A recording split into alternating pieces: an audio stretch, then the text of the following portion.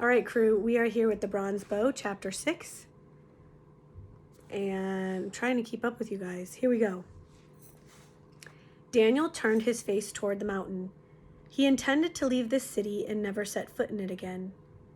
Instead, smarting from Hazaron's dismissal, dreading to face Rosh, smoldering with resentment against himself and the world, he blundered straight into trouble. At a crossroads, he came to a well, and seeing a broken bowl nearby, he went down on his knees to scoop up water. Before he could even cool his tongue, a shadow fell across his bent shoulders. He saw close beside him the dark, wet flanks of a horse, and looked straight up into the face of a Roman. "Water for the horse, boy," the soldier ordered, not unpleasantly. "We have come a long way." Daniel stiffened, but he noticed against his will the heaving sides of the overridden animal, the streaks of foam on the glossy neck. The beast, too, was helpless in the hands of the Roman. He could not deny it water. He lifted the bowl and held it steady while the animal quenched its thirst. "Enough," the Roman barked. "You will give him a swollen belly. Now some for me." Daniel hesitated. Then sullenly he lifted the bowl toward the man. A vicious kick, its aim, sent a shower of drops through the air. "Impudent scum!" the man roared. "Fresh water!" Daniel's hatred brimmed over. Without a thought, he hurled the contents of the bowl straight into the man's face. For the space of a breath, he stood paralyzed. Then his wits came back, and he ran. There was a shout behind him. A stunning blow against his ribs sent him staggering. A spear clattered in the road just ahead of him. He regained his feet and ran on, ducked behind a stone wall, ran bent over under its shelter for a way, and then made a dash for a clump of trees. There was more shouting now, and the thud of feet. He dared not look back. He reached the trees and then a row of houses, saw an alleyway open before him, and fled along it. The feet pounded after him. At the end of the alley, he dodged one way and then another. He was running uphill now, and his breath was coming short. He stumbled, righted himself. He crawled over a low wall and crouched behind it to catch his breath, pressing hard against the pain in his ribs. His hands came away sticky and red. He saw that he was in a garden, and that opposite him a ladder led up to the terrace above. He barely managed the ladder, but it gave him a moment's advantage. He could still hear the running feet, but he dared now to climb more slowly and conserve his breath. He gained the next terrace, and then the next. He stopped finally, gasping, and leaned against a terrace wall. He had outrun them. In the quiet orchard, there was no sound of pursuit, but he had used up almost all his strength. Pain gripped his whole chest now and ran down his arm into his fingers. Very soon he would have to lie down and wait for them to find him. Where could he go? Down there in that huddle of houses? Was there someone who might give him shelter? But Rosh had warned them against trusting even their fellow Jews. Roman methods were too sure. Would any man hide a stranger, knowing what it might mean to his family? No, he must keep on the hill. The Romans would not be so likely to look up here. An icy fog kept drifting over his eyes. In panic, he realized that he was not even thinking clearly.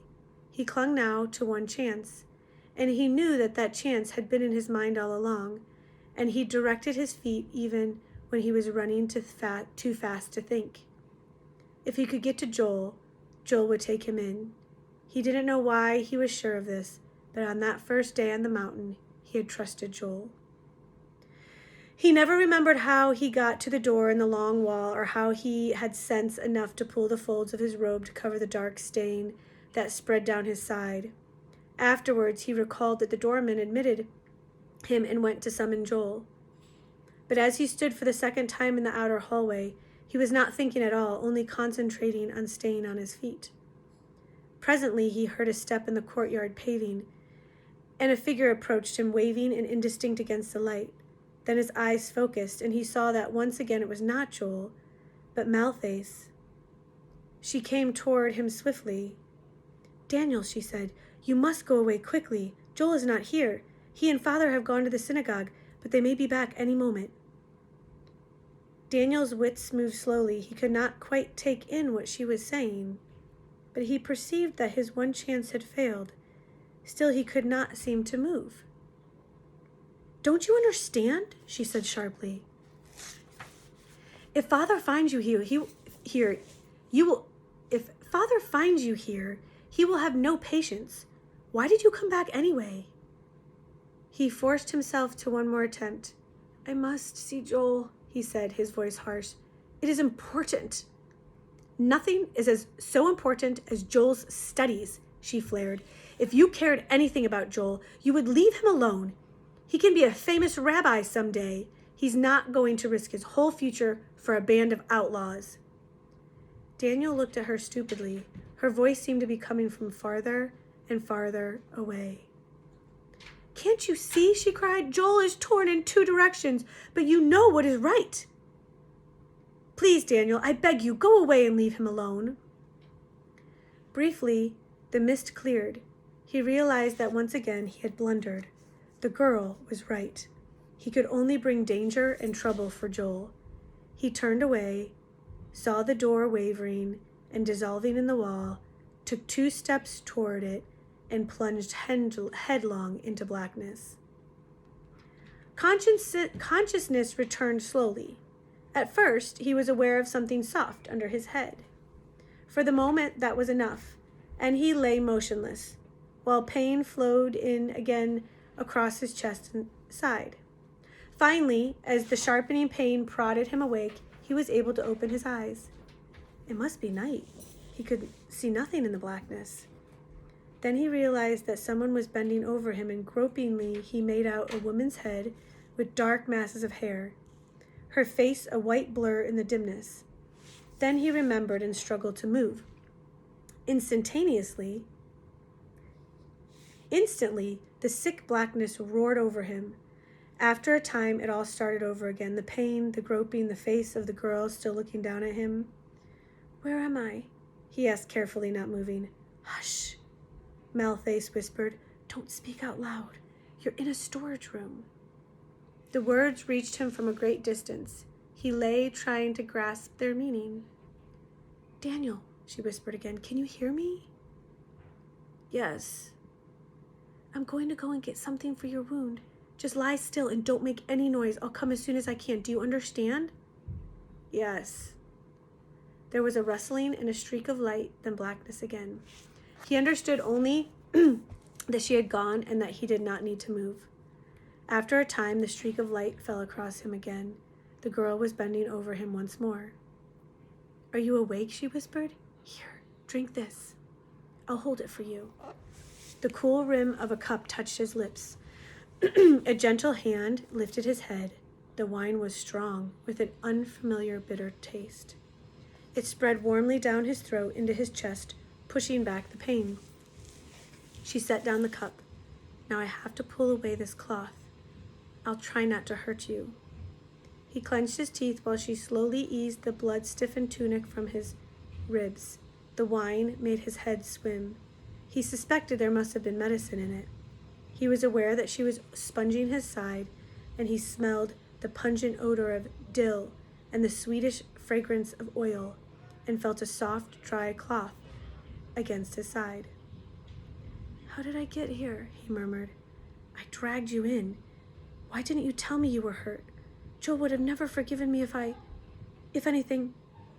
She fell silent, bound the cloth snugly against him, and held the wine again to his lips. I can't stay any longer," she said then. "Joel will be here soon and he'll know what to do. Don't move. Just wait till we come."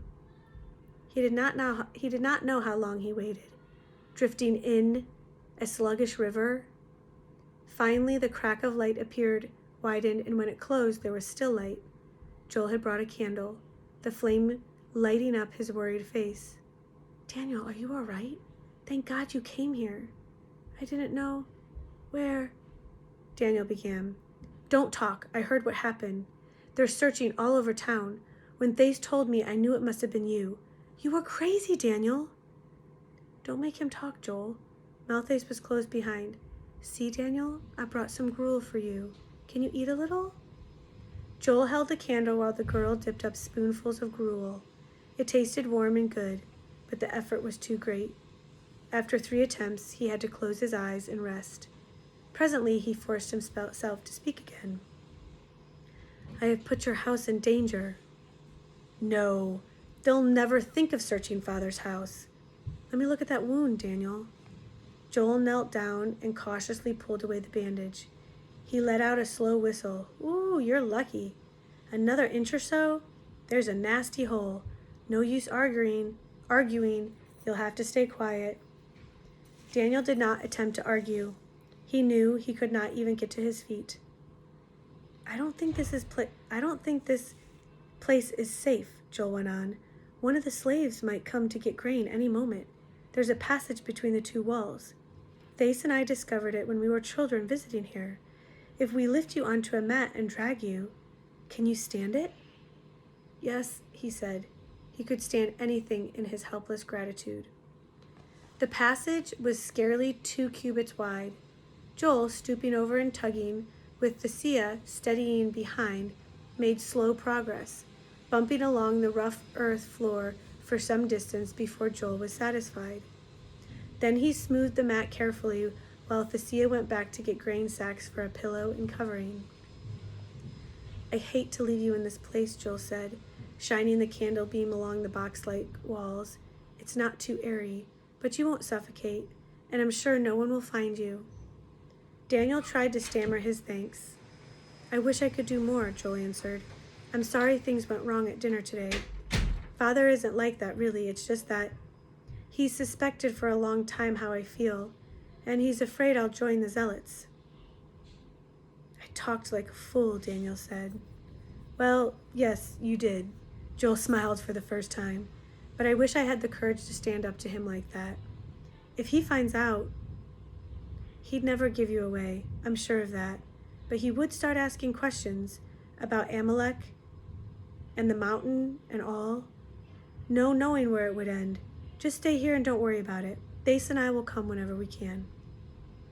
Thessia murmured something to her brother. Yes, we have to go, Joel answered. Will you be all right alone here, Daniel? Yes, said Daniel. Sleep all you can. I'll be back. He lay still while the candlelight and the footsteps receded. Just before the blackness closed down, he thought he heard a whispered voice. Good night, Daniel. He was not sure, and as the fever began to rise in him, he imagined that it had been his mother's voice speaking the words he had not heard for years. That is the end of chapter 6.